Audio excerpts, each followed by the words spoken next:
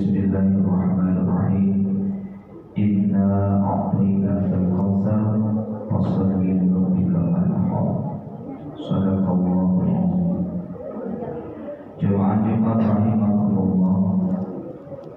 Tidak ada kata yang pantas terucap dari lisan ini kecuali mengucap rasa syukur kita kepada Allah Subhanahu wa taala. Bersyukur atas nikmat yang Allah berikan sampai pada kesempatan siang hari ini. Allah masih memberikan kita nikmat-nikmat dari Islam, nikmat sehat walafiat, sehingga Allah mengumpulkan kita pada siang hari ini dalam nuansa ibadah di jalannya. Semoga kebersamaan kita dalam pelaksanaan ibadah Jumat ini menjadi bukti rasa cinta dan syukur kita kepada Allah Subhanahu wa taala. Salawat beserta salam semoga tercurah dan terlimpahkan kepada paduka Habiib tercinta dan terpuji Nabi besar kita Muhammad sallallahu alaihi wasallam. Al-Fakir di atas mimbar senantiasa berwasiat wabil khusus pada diri khatib pribadi dan umumnya bagi kita semua. Marilah kita meningkatkan kualitas ketakwaan kita kepada Allah. Takwa dalam arti bifa'il wa'ilillah wa jidabun nawahi, mematuhi apa yang Allah perintahkan dan menjauhi apa yang melarangnya. Karena sebaik-baiknya bekal dalam kehidupan ini bukan harta yang kita punya, bukan jabatan yang tinggi, bukan mobil yang mewah, tapi watazawwadu fa inna khairaz zadi taqwa. Ketakwaan kita kepada Allah menjadi bekal terbaik dalam kehidupan ini. Ittaqullah maka bertakwalah kepada Allah. Jemaah Jumat rahimakumullah. Kita akan masuk di bulan Dzulhijjah, di mana ada dua peristiwa fenomenal yang sangat terkenal, yaitu ibadah haji dan juga ibadah kurban. Namun Al-Fakir kali ini akan cerita membahas tentang ibadah kurban.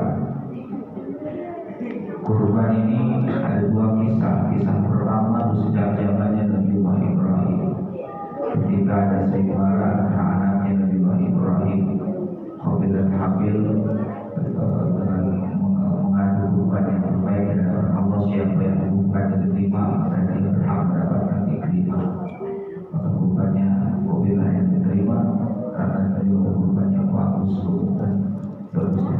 Sehingga terjadilah peristiwa pertemuan pertama yang dilakukan Habil dan Qabil. Kisah yang kedua itu kisah tentang Nabiullah Ibrahim. Dulu Nabiullah Ibrahim alaihissalam adalah orang yang salah satu nabi yang kaya, punya ternak begitu banyak. Bahkan setiap kali pada ternaknya beliau selalu kasih ternaknya kepada masyarakat. Paling tidak sekali potong 1000 ekor domba, 300 ekor lembu dan 100 ekor unta yang umum. Dan dia bagikan. Saking baik dan dermawannya Nabiullah Ibrahim sampai-sampai manusia dan para malaikat memuji dirinya. Maka manusia biasanya kalau sudah dipuji agak sedikit gengger dan mulai seserupa. Ketika dipuji oleh malaikat Jibril, maka Nabiullah Ibrahim berkata, wahai malaikat Jibril, jangankan unta, jangankan babi, kalau Allah beritahu aku menyembelih anakku, maka akan sembelih karena Allah. Kalau memang itu perintah Allah. Maka pada waktunya ketika Nabiullah Ismail sudah berusia 7 tahun kurang lebih, maka di malam tarbiyah, di malam ke-8, Nabiullah Ibrahim bermimpi, wahai Ibrahim, tunaikan janjimu, tunaikan nazarmu. Maka di pagi harinya beliau menunaikan janjinya dengan memotong 100 ekor domba yang besar-besar. Tapi sebelum disembelih, dalam sebuah kisah disebutkan bahwa atau kakinya lumayan terbakar sebelum disembelih.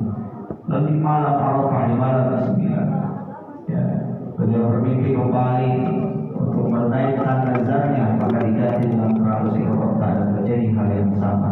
Baru di Yaumin Nahar, di malam sebelum beliau berkata dan mengingat bahwa beliau pernah berkata akan menyembelih putranya. Maka sampailah berita itu dia sampaikan kepada Nabi Ismail alaihissalam. Bahwa terjadilah dialog sampai akhirnya terjadi proses penyembelihan yang dilakukan oleh Nabi Ibrahim kepada Ismail, dan akhirnya diganti dengan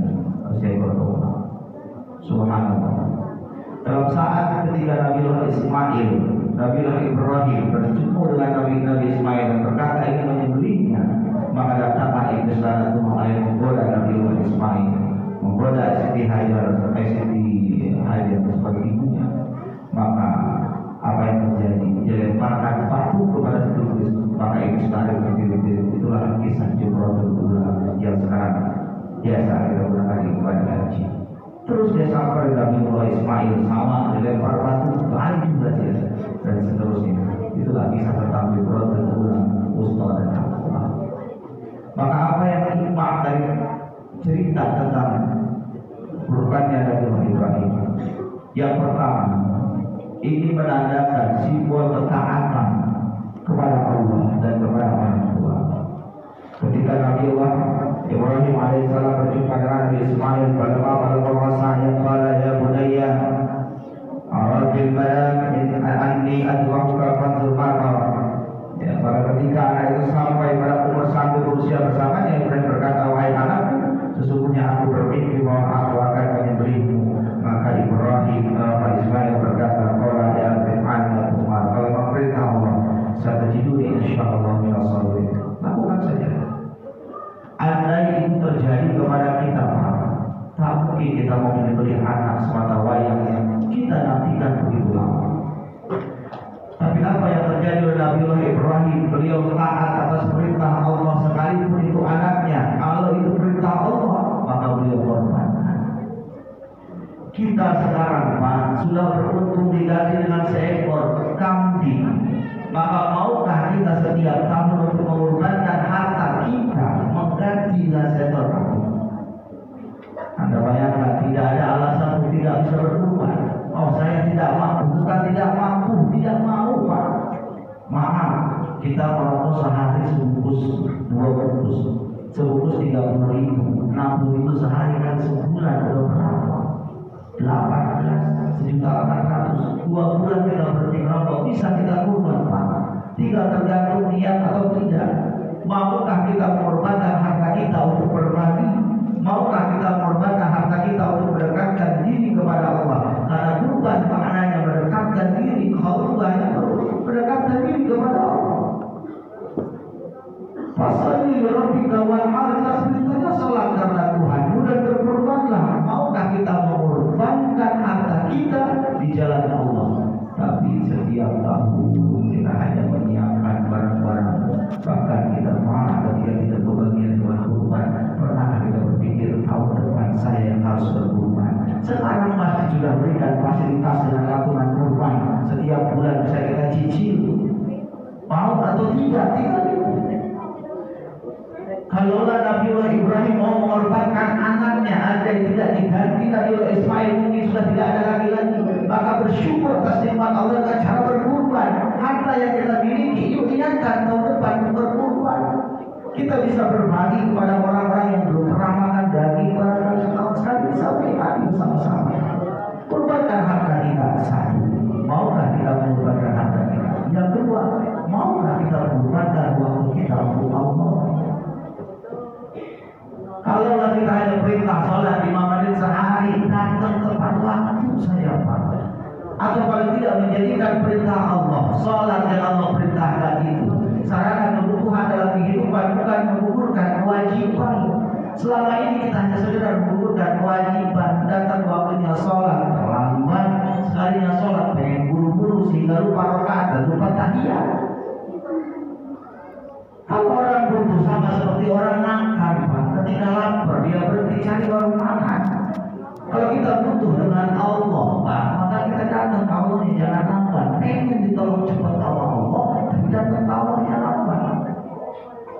Coba bayangkan bagaimana kepasrahan. Allah nggak pernah ninggalin kita, Pak.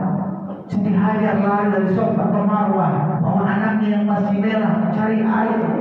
Tapi Allah berikan pertolongan di waktu-waktu hidup kita, Pak. Sesulit apapun hidup kita, Allah kasih tolong sekarang di Bapak. Harus rumah sakit, besok harus bayar 20 juta, ditolong sama Allah. Itu Bapak memiliki kapasitas. Bahwa bicara Allah kepada Allah meninggalkan kita sendiri, Pak. Kita yang meninggalkan Allah. Se-Indonesia orang gak ada yang sholat, Allah gak berhenti jadi Tuhan. Maka jadikan dalam kehidupan ini Allah itu Tuhan kita dalam kehidupan. Hadirkan Allah dalam diri kita, hadirkan Allah, besarkan dalam hati kita. Supaya apa? Ketika kita punya masalah, tidak membesarkan masalah, tapi kita besarkan Allah. Masalah kamu itu kecil, aku punya Allah yang maha besar. Makanya kenapa hidup kita susah? Nah, kita besarkan masalah, kita bersandar kepada asal yang salah, bersandar kepada gaji yang cukup, bersandar kepada hasil yang tidak cukup, bersandar kepada keris patah atau pedang juga hancur, bersandar sama tembok-tembok rubuh. Tapi ketika kita bersandar kepada Allah, apapun masalah yang Allah berikan jalan keluar. Di tengah kesulitan istri Anda membawa anak Ismail, Allah berikan kekesan air berapa jam yang sekarang bisa dinikmati oleh seluruh dunia. Masa Allah tak pernah tinggal kita. Mau dan kita korbankan waktu untuk Allah. Mulai besok Jumat jam 12 setengah 12 dari masjid, asar jam setengah 4, jam 3 sudah rapi-rapi, maghrib sudah siap-siap sebelum waktunya sholat, datang ke masjid. Mau atau tidak? Jadi jangan mimpi kita mau ditolong oleh Allah dengan cepat, kalau datang ke Allahnya saja kita lambat. Ya. Lalu ini ketaatan kepada Allah, kepada orang tua. Bagaimana Nabiullah Ibrahim alaihissalam taat dan patuh kepada orang tua. Andai kita yang sekelima, kita akan mikir, jangan saya bapak saya yang sudah tua, saya masih muda, kita akan mikir. Tapi karena diperintah Allah dan dia taat kepada orang tua, dia lakukan, maka saya tidak taati orang tua. Kalau kita ingin selamat, jangan pernah menunjukkan Allah dan berkata kepada orang tua. Karena orang yang berhaka kepada orang tua, matinya susah, matinya susah. Hati kepada orang tua. Ya. Yang kedua, simbol penyembelihan sifat kebijaksanaan kita. Orang yang dengan ikhlas karena Allah mengorbankan hartanya. Ya Allah, saya niat ingin berkorban karena Allah, bukan karena pamer, bukan karena dia. Maka insya Allah sifat-sifat kebijaksanaan kita akan terkikis seiring dengan darah yang berjatuhan ke mana. Ikhlas karena Allah, bukan karena ini dipuji. Dan tak lupa ya Allah sudah bawa dari layar orang lain sehingga hilang ketika dipuji. Kasih ke masjid. Masya Allah, ikhlas karena Allah. Semua sifat kesalahan kita, sifat kejahatan kita akan hilang dengan sendirinya.